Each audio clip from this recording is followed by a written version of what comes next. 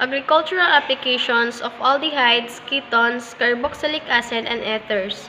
Organic compounds such as aldehydes, ketones, carboxylic acid, and ethers have played a significant roles in different industries, including agriculture, because their chemical properties make them more important in the formation of agrochemicals like pesticides, herbicides, and fertilizers.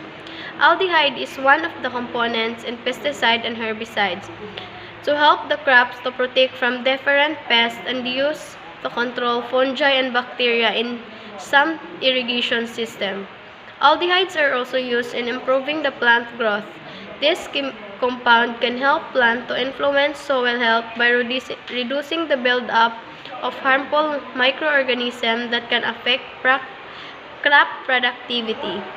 Ketone act as a solvent for many active ingredients that are used in insecticidal formulations. Some ketones are used directly to the plant as the control against pests. Ketones can also help to regulate plant growth.